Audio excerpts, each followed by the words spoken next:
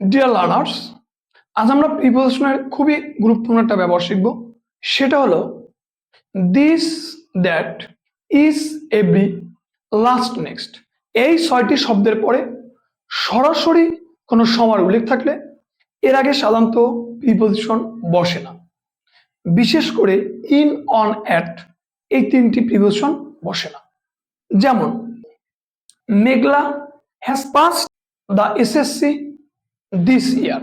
কখনো বলা যাবে না Meghla has passed the SSC in this ইয়ার।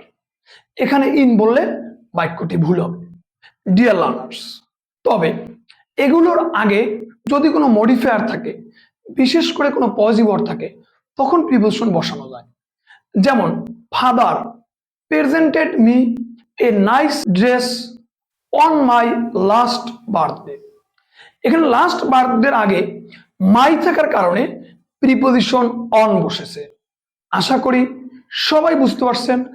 আবারও আসবো নতুন কোনো ভিডিওতে। আল্লাহ হাফেজ।